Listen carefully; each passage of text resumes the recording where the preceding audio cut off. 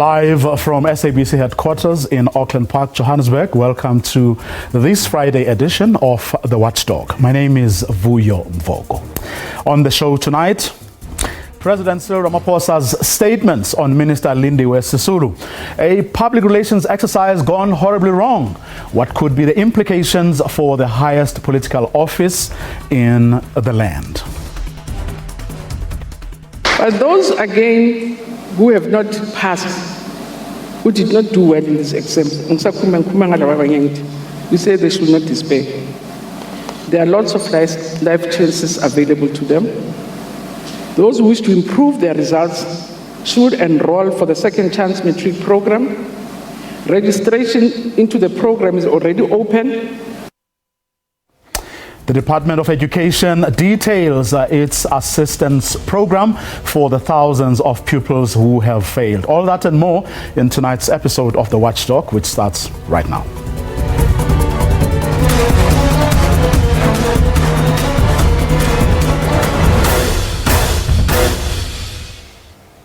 Well, the annual release of the Matric results is a highly anticipated day for grade 12 learners across the country. And although it might be a day filled with excitement and celebration for many pupils, others are left devastated. Tonight we look back and speak to a matriculant from the class of 2011 who did not achieve her Matric pass. Ntabiseng Rasasimola from Litsokokwane in Limpopo shared her story with us. I couldn't care about my life and the future. I thought that my future was the end. 29-year-old Ntabiseng Rasasimola dreamed of becoming a nurse.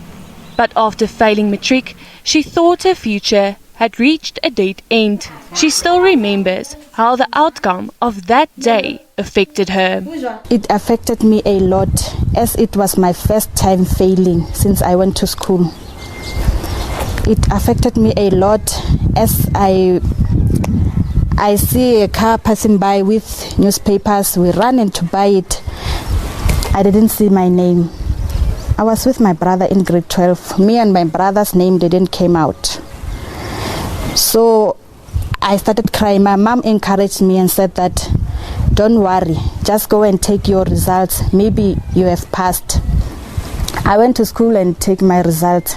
I failed. Feeling angry at herself and unsure what she wanted to do with her life, she stayed at home for 5 years. She knew that she had to do something with her life. In 2016, the Department of Education established the Second Chance Matric program with the aim to provide support to learners and adults like Ntabiseng. Unfortunately, not everybody makes it. So what we do is that we offer young people a second chance, an opportunity to write 1 or 2, 3 subjects so that they eventually achieve the program. According to Dr. Malapile, the program has been doing well. They have also seen an increase in the amount of returning learners applying for the program, particularly in 2020. We had a high number of learners coming back because I think majority of the people realized that with COVID, they're sitting at home. Perhaps in the beginning it was nice to sit at home and have nothing to do, but when the year ends, people sit down and reflect, what have I achieved this year? What do you need to achieve next year? So we had a lot of people who then coming back, who are registering and they are interested. And our performance as well is beginning to pick up of learners. We're getting few now and then distinctions of learners who are coming part-time and they are getting distinctions. And we're getting adults who are registering 6 subjects and some of them performing exceptionally well. So we've got an interest of young people coming back and older adults coming back as well. And we are very excited about that. He encourages learners who did not obtain the results they wanted or did not pass to register for the program before the 15th of February when registrations close. Life is a journey. And in the journey of life, there are potholes.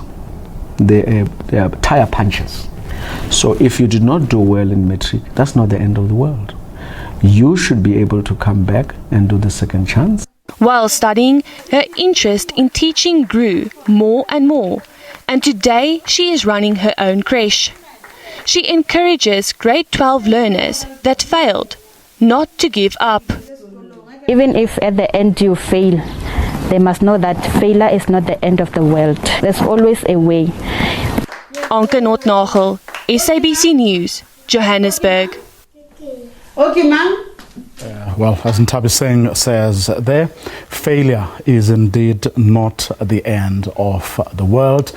And the man who's in charge or responsible for that Second Chance program, Dr. Sandy Malapile, joins us now on the line. Good evening, Doc. Thank you very much for your time this evening. It's something we don't talk about, very often. And on a day like today, when we're seeing, those who passed, jumping, congratulatory messages, and it's not to take away really from the jubilation, but to also say that we are thinking about those who didn't make it as well, and provisions are indeed being made to ensure that they too one day get to jump jump for joy, having gone through your program. Talk us through what you have been able to put in place to really make sure that those who didn't make it do indeed get help. Well, good evening to you, Mvuyo, and the viewers at home. What a privilege and honor to be here tonight to share about the program that the minister, the MECs, and leadership of the Department of Basic Education under Matinzi Mamweli regard as a very important program and as a part of the journey that we as a society we should take. The purpose of the program is simple, is to say, if you have not managed to achieve the levels, what you call the pass levels that you wish, you can register again and rewrite again. So the program is put in place, an opportunity for young people to be able to register. Hundreds and hundreds of people, as you rightly said, jumped today for joy. But I can tell you, unfortunately, there was a number of people who could not make it. And we are saying as Basic Education, we don't give up on you, because we don't give up on anyone. So we give them an opportunity to go back to your school and register again to rewrite the subjects. And those who are registering now, those who wrote last year in particular, will then write in May, June in 2022, and will get their results in August. No, we go further. We go further and inviting anyone who has attempted Matric before and has not done well. We invited them to come back and say, come and get the second chance. And for them, we say you can register at the district office. There are 75 district office in South Africa, education district office in South Africa. If you don't know where the district is, ask a teacher. Any school, they will tell you where the district is.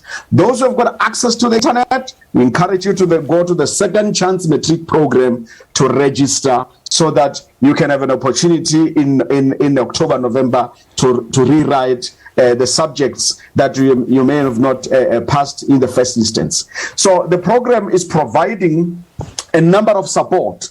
How do we support learners? We support learners, number one, by providing online. If you go to the Second Chance Matric program, you find the study guides, Siavula, Mind the Gap. You find the old question papers, we find the memorandas, we find as well as the educational video program, even the audio programs that are available on specific topics. Number two, we are broadcasting both on television and both on radio, channel DSTV channel 312, OpenView channel 201, of course SABC 1, Gelezanati, that's the program we're providing. That's the broadcasting. But we also do that in local radio and as well as regional radio station of SABC. That's number two. Number three, we are providing support to these learners by providing the hard copy material. For those who are registered, we provide them with study guides, because some of them, the profile of these learners is that some of them are employed, unemployed, running a business, like the young lady you showed us who's got his own ECD. So we are providing hard copy so that they can study at their own time. Number 4, we have selected places. For those who are registered, we provide them with study guides, because some of them, the profile of these learners is that some of them are employed, unemployed, running a business, like the young lady you showed us who's got his own ECD. So we are providing hard copy so that they can study at their own time. Number 4, we have where it's this high density of the population, where there are classes after hours and over weekends. And we select best performing teachers in the districts to teach after hours and weekends, in some cases even on Sundays, so that we give these young people an opportunity and the best chance and the best support to be equipped so that they have a chance of performing better.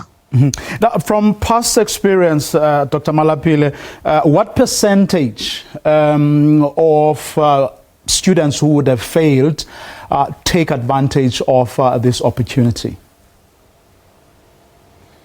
We have around 20 percentages of those who come back. You would understand, Vuyo, a program like this, it was launched in 2016.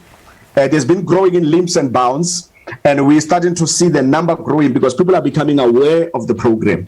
But we're having about 20 or so percent who are coming back to register. But every year, like 2020, we have a high number of people coming back. Even this year, as you may have got the results, we've got a number of high young people who are coming back to register because they realize that all I need is to do 2 subjects. I was doing 6 subjects, 7 subjects. All what I need to do is to do 2 subjects. I have a better chance now of being able to achieve the levels I'm aiming for. Mm-hmm. And remind us again of the success rate. In other words, those who have roughly percentages, those who have taken advantage of these support programs, what percentage of them then get to pass? We are ranging about, let me be honest with you, that the reality of the program in the past is that you had a high number of people registering. Then you have got a number of the people, about 10-15% dropping out for many reasons. And then we have got a number of people coming to write. So we'd have between 30 to 35% of those who are able to achieve once they register. But that is the, remember, Vuyo, that I did not mention at the beginning, is that we also register adults. I'm calling them adults because it's any age of people who dropped out of the school and they have a minimum grade 9. You have got grade 9, you have done grade 9, you are above 20 or you are 21 years of age and above, you then qualify to come. So you have got these people coming back, and some of them are learning for the first time. They've been out of school for some time. The reality of the matter it's a mixed bag. The program is growing. Okay, and that's where we're going to leave it for tonight. Thank you very much for your time this evening, Dr. Sandy Malapile, who is the director of the Second Chance Matric Support Program. So those who didn't make it, who didn't see their names, on newspapers, do have an opportunity to one day be as jubilant as the pupils or the matriculants we've been seeing through on social media, on broadcasting television stations, and hearing from them on our radio stations as well. The SABC is, of course, a partner in supporting students who didn't make it this time around, ensuring that they do indeed make it to Dr. Malapile's program, but also get additional help through our broadcasts and as well as, of course, the Department of Education's support program. That's why we're going to leave it for now. Up next, we speak to a panel of political but also public relations and brand management specialists about those statements from President Cyril Ramaphosa's office on Minister Lindiwe Sisulu. Is it a public relations exercise gone horribly wrong? And what could be the political implications for that office? That conversation coming up on the other side of this.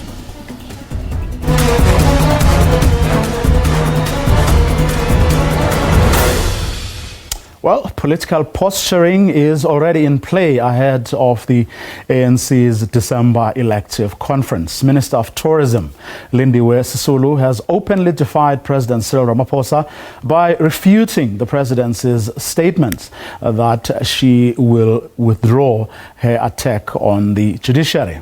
In back-and-forth media statements, Sisulu said the presidency's media team was mischievous in saying she had agreed to withdraw her comments, claiming that was not the case. Samkele Maseko sets the scene for us. They were once allies and running mates going towards the ANC's Watershed 2017 ANC conference in Nasrec as president and deputy president. But the camel's back seems to have been broken and reached a point of no return between Lindiwe Sisulu and President Cyril Ramaphosa. Lindiwe Sisulu's comments on the judiciary seem to have irked the president, saying that he had diminished the minister, but the minister coming out and saying that is not the case and the president is simply lying as she did not agree to withdraw her comments on the judiciary. It is very, very unfortunate that a statement from the presidency has such words. But like I'm explaining to you now, the minister has not apologized. She has absolutely no intention to apologize, and she stands by what she has written. But the presidency says they stick towards their comments. Minister Sisulu is not also backing down and going forth with her comments on the judiciary and saying she will not withdraw her comments. How will the president respond to this after, in the official capacity of the presidency, it was said he had a meeting with the minister where the minister unreservedly apologized, and then a few hours later the minister said, no, this is a misrepresentation. So clearly we are waiting right now, we are waiting to hear from the president what is the next course of action, because clearly he will have to act. She's launching her presidency campaign towards the ANC's 2022 December elective conference, set to begin on the 16th of December, where she is set to challenge President Ramaphosa for the ANC's top job. Samkele Masego, SABC News, Johannesburg. Well, let's discuss the contents of those statements, what we've seen playing itself out over the past few days actually means for President Cyril Ramaphosa, and of course his office, which today has come under criticism from people who think that the matter was badly handled. Well, our panel consists of Dr. Zwagala, who's a brand specialist and political analyst. We also have Ntsikelelo Breakfast, who's a political analyst. Levi Ndo is a political analyst as well. And Malasela Maubane is the founder of Omukhatla Media and former president of the Public Relations Institute of Southern Africa. Good evening, gentlemen. Thank you very much for your time this evening. I'm going to start with you, Mr. Maubane. Just what you make, of these statements. The presidency issues a statement that says that the minister has apologized, and the minister immediately issues a statement saying, not me, I didn't apologize at all. You got it all wrong. Thanks, Buyo. And before I begin, perhaps I should say, may the soul of Velase, former Minister Jackson Premu, continue resting in peace. Thanks for the opportunity. Yes, what we are seeing here, Vuyo, it's, we are, as a country, we are a brand. And what we are currently seeing is actually not in order, not doing any good to the country brand. As we know, that further that more ways is that Minister Sisulu is responsible for tourism. Yes, we know that COVID-19 has done tourism sector bad, but this back and forth and with the president is not doing the country brand any good for you and the viewers. One, Dr. Zwagala is really battling with understanding how the presidency would really issue a statement that, or make statements as forthright as saying the president specifically admonished the minister about her attack on the judiciary, and then goes on to say the minister Sisulu conceded that her words were inappropriate, only for the minister to, of course, hit back, saying that, yes, we had a mature and sensible meeting and we concluded on good terms, but then goes on to say the president's media team was deliberately mischievous. What could have happened here?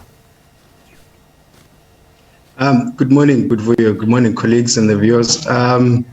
Certainly, first of all, I think that the minister's attack on a very important arm of the state, the judiciary, is a deliberate espionage on Ramaphosa's administration. And it would have been something different had she been speaking on behalf of the ANC or ANC Women's League, whatever the case may be. Right? It's a very deliberate attempt to undermine the president, undermine his administration. So this is a person that is accountable to the president, right? This is a person, as they say, that serves at the pleasure of the president. So I truly believe that she was called to order by the president, right? But now we're seeing politics at play, right? The December conference is 10, 11 months away.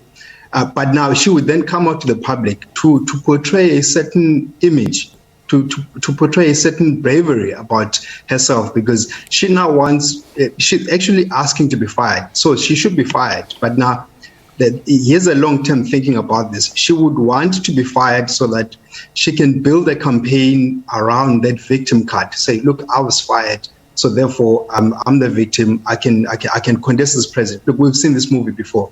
2004, 2005, 2006. Somebody else played that victim card that was fired, and they actually emerged in ANC conference in Polokwane.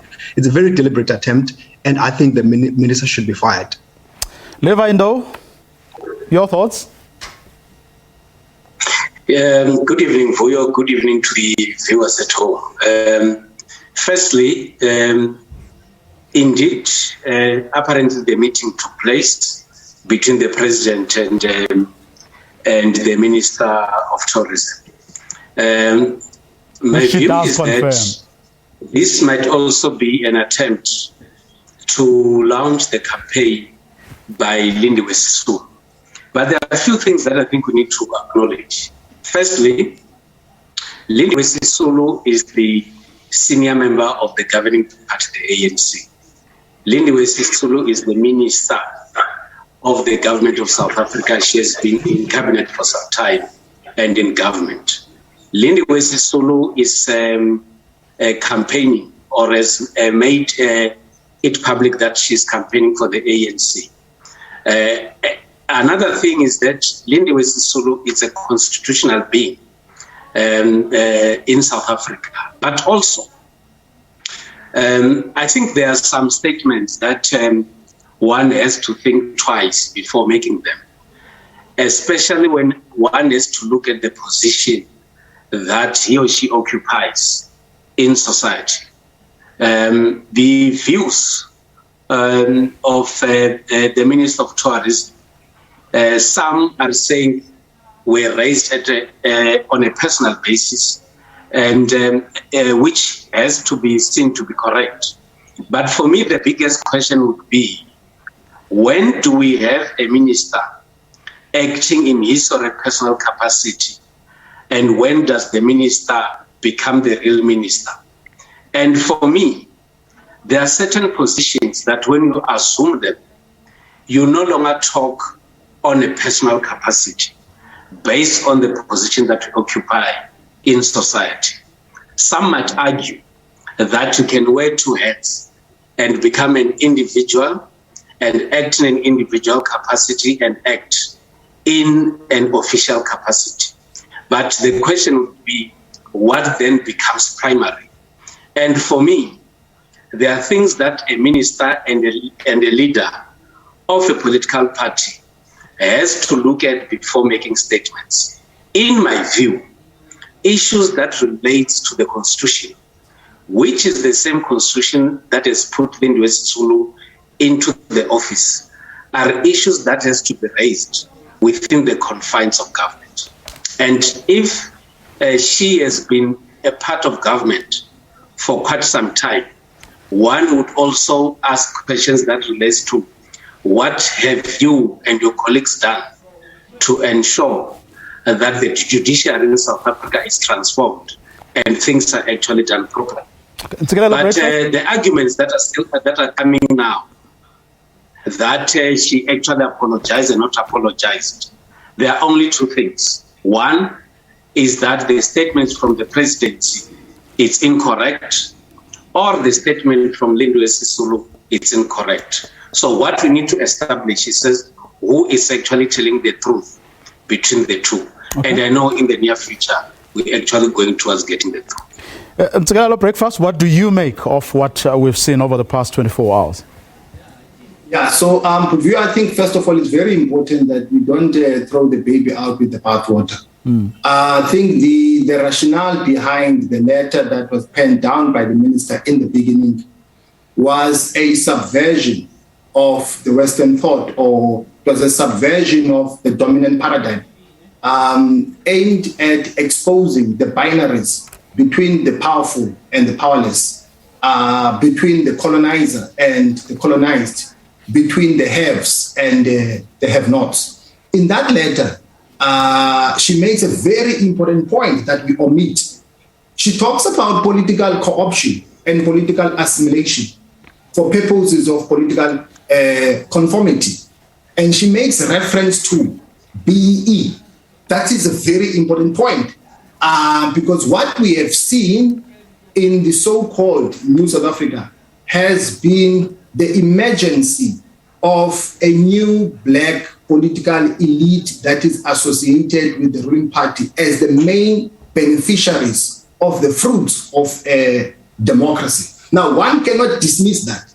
And if I was there, I would have said that a case in point is also the president, who has also benefited through lucrative BE deals. So that is a debate for us to explore. At the same time, also well aware that there are elements of opportunism in the sense that in the bigger scheme of things, of course, it's the upcoming conference of the ANC. Now, with regard to what had happened last night, I think there are some people behind closed doors who are pulling the strings, who are mounting pressure on the president to let go of the minister. On the other hand, the president is well aware that if he does that, it might be a project gone wrong. Because you must remember that in as much as the president, in theory, has explicit power with regard to the prerogative powers that he has, but at the same time, in practice, the minister has implicit power in the sense that she's got a strong personality. For instance, if she wants to, she can argue that she's being purged because she holds a different view. Over and above that, she can also try to be nasty and say that no, she's being sidelined because she is a woman, and I can bet my bottom dollar if she does that, she will take the entire feminist bloc of the ANC to the conference. So no wonder the president has been very circumspect in terms of how he maneuvers around this and opted for the softy approach. Okay. Madisela Maubane, here's, as someone, who is schooled in public relations, if a minister meets with her boss, the president, and the president's office issues a statement that says she has been admonished, And then she issues a statement immediately after that saying, I have just been informed of a media alert issued by the presidency that apparently claims that I, Lindiwe Sisulu, retracted my original expression. She then goes on to say, I wish to categorically disown this statement in its entirety as a misrepresentation of the said meeting I had with the president. Now, as a public relations specialist, what does that do to the president's office when a minister comes out, issues the statement that I read in part? What does that do to the image of that office? Yes, Vuyo and viewers, as I've mentioned earlier, to say this is a country brand, and the president is the CEO and commander-in-chief of South Africa.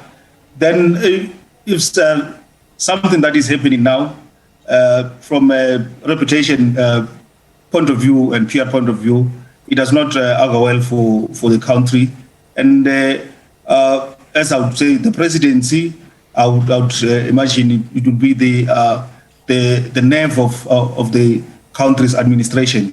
So in terms of messaging, there should be coherent messaging. And of course, the minister did indicate in her op-eds somewhere that she's writing in personal capacity. But in terms of this jostling with the president, it does not augur well. And we can only see a crisis if I look at it from a PR perspective, to say what is being said about the country. So if you look at it at a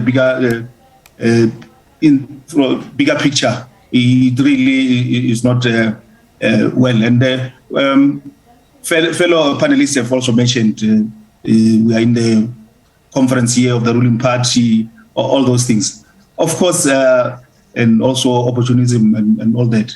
And with South Africa, 28 years of democracy, and they facing the triple challenge of unemployment, poverty, inequality. So the minister's utterances might just make those people that feel marginalized to revolt. And we know, all of us, that we're facing many challenges. 28 years of democracy, unemployment has gone up, there's still inequality. And so from the mixed messaging and this jostling between the minister and the president, it really, in a way, undermines the president's office. Dr. Zogal, I'm keen to also hear, your view on this one as to what you think the presidency's handling of this matter, especially over the past 24 hours, what you think it has or could do to that office's image. But I don't think there's any. I don't think the president office has been gashed in any way, right? Because look, let's look at the two figures. Let's look at the president and let's look at Lindiwe Sisulu, right? You're talking about two different individuals there. So I don't think Minister Sisulu has the capability of denting the reputation of the presidency, right? As I've said earlier on, I firmly believe that she was called into order, she was called into office. She probably did apologize, but for the sake of building an image and for the sake of building a campaign, she would definitely refute whatever the president is saying, right? So if you look at the mixed messaging that the colleague has just spoke about, she's definitely not believable, at least from an image point of view, right? Especially from a PR point of view. So, and I must also emphasize, is that, look, I'm in full agreement that, look, our democracy is ready for a female president. And moreover, I believe that the ANC has produced quite capable women that can lead this country now. You've got your Phumzile Mngcuka, you've got Abosis Thokodiza, you name them. But I don't think Lindiwe is the best female candidate that the ANC can produce. The ANC can definitely produce a female leader that is ready to govern now. But I don't think Lindiwe is their best candidate. So,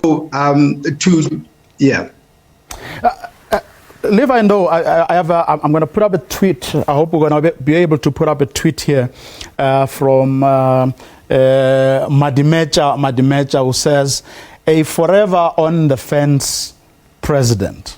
You know?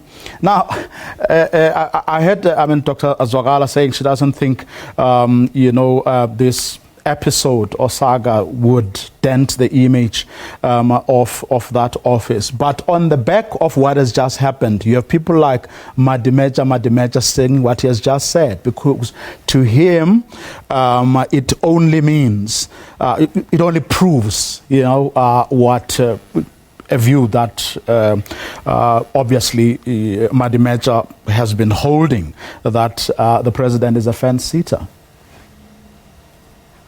I think we need to be very cautious here, as the public, as we look at what's at play as far as the political stage is concerned. But you've got a Lindiwe Sisulu that has been in government for over 2 decades. I firmly believe on the back of her father's struggle credentials, and a firm, unapologetic RET member. Right, RET forces have governed the country for 9 years, and I think we all know the consequence thereof. Right, and you've got a president, and my view is that you've got a President Ramaphosa that has not really had the time nor the space to display his leadership capabilities, to stamp his authority. Why? Primarily because he spent the last 4 or 5 years cleaning his predecessor's mess, right? Really a period that was characterized by looting with impunity, right?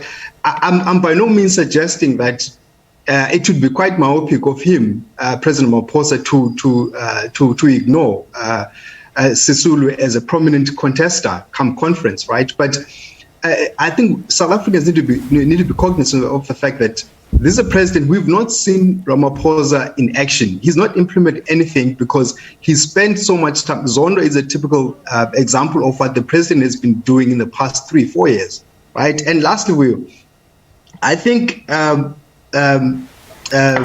president would obviously want to get a coherent, cohesive message, especially now coming up to the election, from his office. There must be a very consistent message from his office, and the president would probably need to start speaking from an ANC point of view. There are 2 different messages that one gets speaking as a president, right? Being presidential. It's a totally different message when you're speaking from a radical party political stance. And I don't think the president has really gotten that. What we now need to hear from the president is him speaking as a president of the country, right?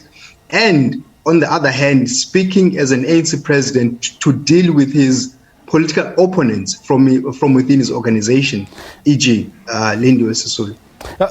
Levi, I don't know what you think of what Dr. Zwakala has just said. Do you also feel that Cyril Ramaphosa hasn't had an opportunity to put his own stamp on his ANC presidency? Yes, indeed.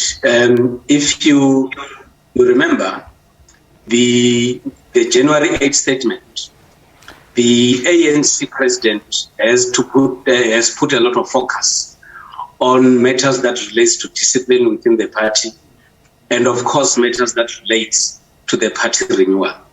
Part of the issues that the ANC has to deal with as they move towards a renewal are mainly issues that relates to discipline.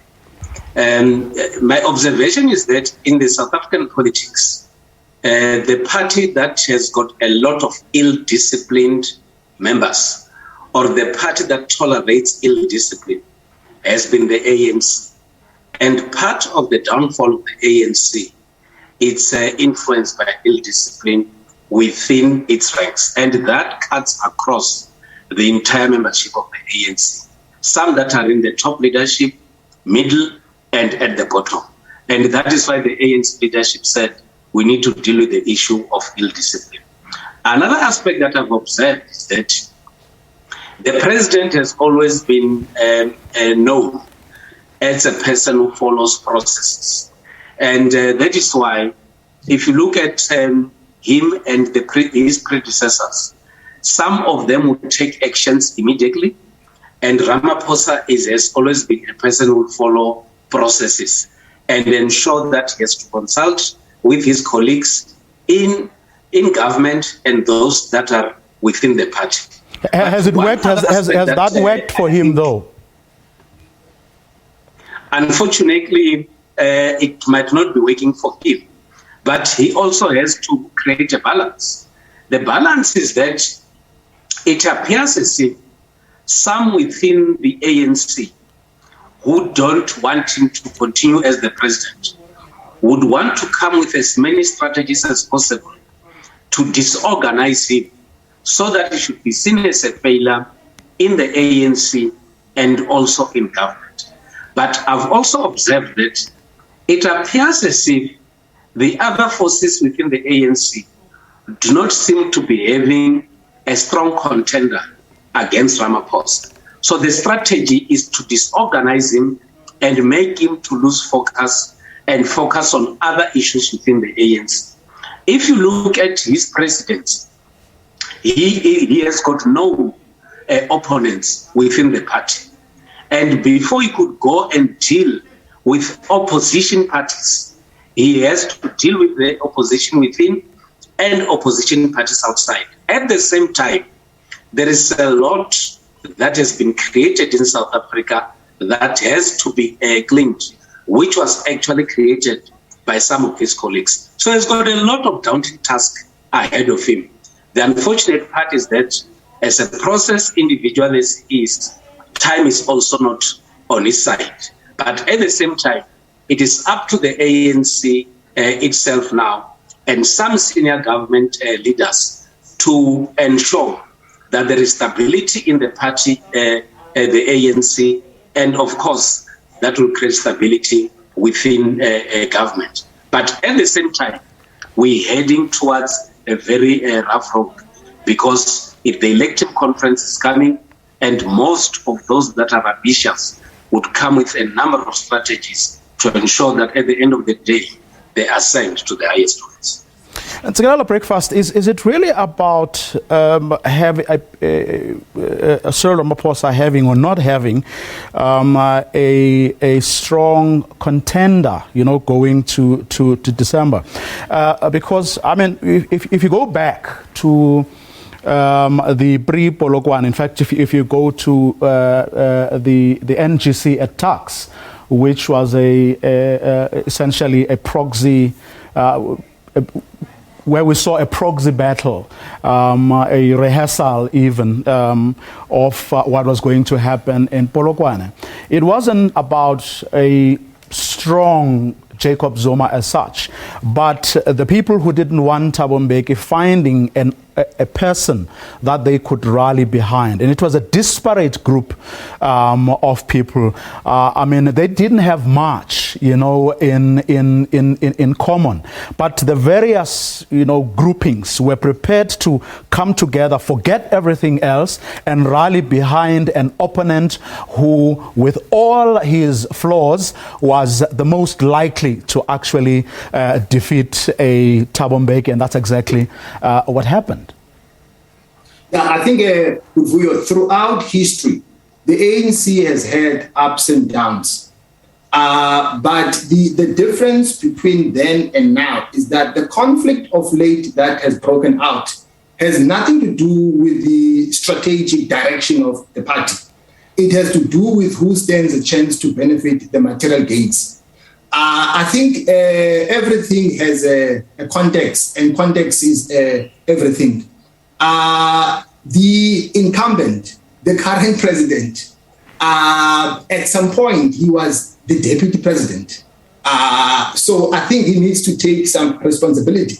when we're talking about state capture, because SOEs, they fell apart under his nose. He was responsible for them. In as much as I think that former President Zuma might have been responsible for the facilitation of capital accumulation, but at the same time, I think also he was responsible for other things that went wrong. Like, for instance, he was the chairperson of the deployment committee. Also, when he came into power, he made many commitments that he has not honored. The economy has not been growing the way it should have, partly because of its mismanagement. With regard to ESCOM, for instance, the PPE scandals have been an expression of crony capitalism, whereby people have used social capital and political capital in pursuit of personal accumulation. So I don't think that we can exempt him from taking some responsibility, in as much as I also think that former President Zuma also might have done things that he should not have done. Malisela Maubane, if given what has happened, the statement the President's office issued and the counter statements by the minister, if you were to advise the presidency about how to proceed or how to avoid such things in future, what would be the advice you would give them? Thanks, Vuyo. And as my colleagues have mentioned, is that there are many dynamics at play here. And they've mentioned conference here, Minister Sisulu's ambitions to ascend the highest office.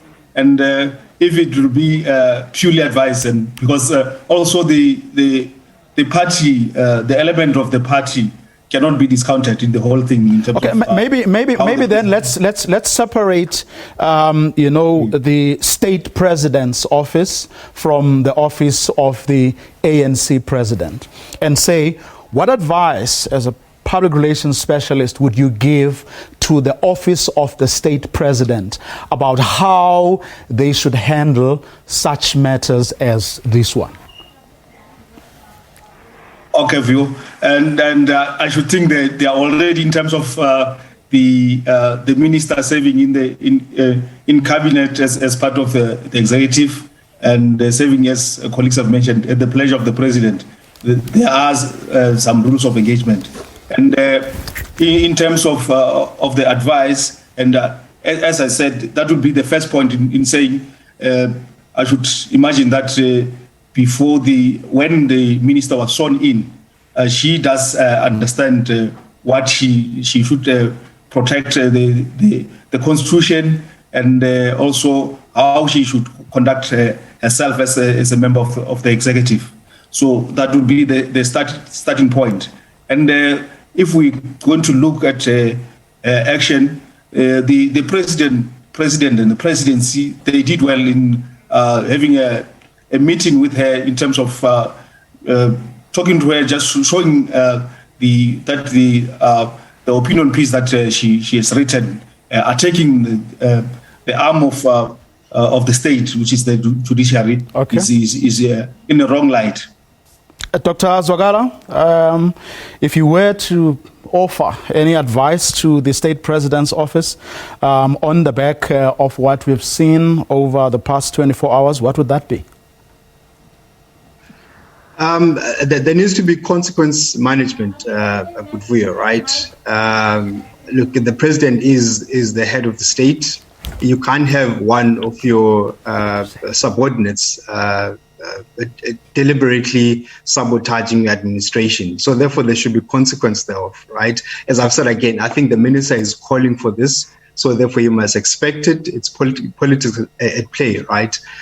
Second to that, the president South Africa needs a stable government. And I think for now, due to the lack of really prominent opposition, the country really does need a strong ANC. It does need a strong presidency, at least for now.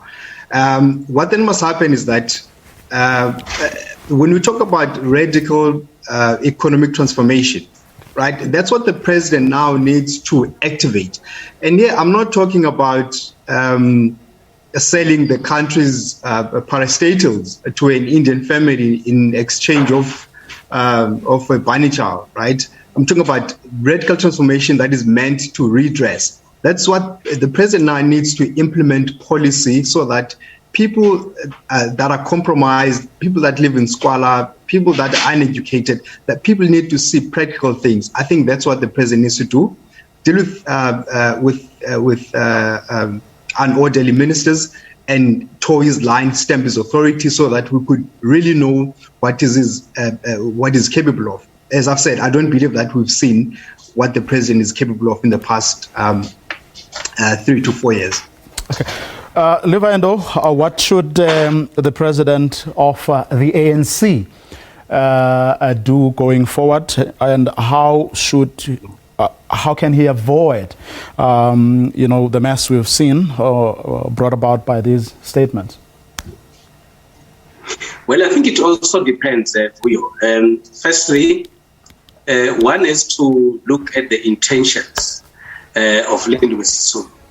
Whether indeed the intention is to make sure that South Africa has to address the issues that she has raised in the open letter, or whether the intention beyond the letter, as in a few hours ago, the intention is to destabilize the country and also openly show disrespect to the president, which would invite a removal from office.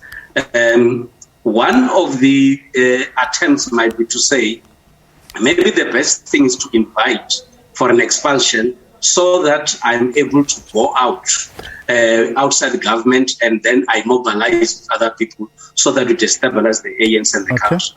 So it will require one to be able, firstly, to read the situation and take action very, very carefully. But what I think is more appropriate would be for a decisive action to be taken by the leadership of the state under the president, so that we need to be able to know who is in charge of South Africa. Okay, and Ntsikelelo Breakfast, closing comments from you? I think with Vuyo, some people, when they go up, you must allow them to come down, because you cannot cross swords with them in the air. So the president is well aware that he cannot draw his sword and cross swords with the minister up there in the air. He will come second best. No wonder he wants to manage it. But then at the same time, he's dealing with a strong personality. And it's not going to be easy to maneuver around this. But I think the minister has done a good job by writing the article that she wrote, because that has given us an opportunity to start asking questions about the nature of democracy that we have, because something is not right with our liberal democracy. It doesn't benefit the majority. Okay, and that's where we're going to leave it with our panelists. Special thanks to Dr. Kuhle Zwakala, brand specialist and political analyst, Ntsikelelo Breakfast, political analyst, and Levi Ndo, who's also a political analyst, as well as Malasela Maubane, who is the former president of the Public Relations Institute of Southern Africa. Before we go, let's take some of the tweets of people who have been watching. We have Josiah Silinda saying, Vuyo, I think the president's image remains intact, but Minister Sisulu is destroying herself. A leader must be able to respect other leaders, including society at large. Many are calling her out of order, and she should have long apologized. MJ says, you chose pro-Ramaphosa analyst. Great choice, Vuyo. The humor there. And then let's take the last one, perhaps, if we can. Watching the show, this disappointed. Your analysts say Ramaphosa is mopping up. What mopping up? Selling state SOEs is not mopping up. Well, your views there, we really appreciate them. And that's where we're going to leave it for this evening and for this week. You enjoy your Friday evening, or what's left of it, as well as your weekend. And do join us again on Monday, 8 p.m. sharp. Have a good night and a great weekend.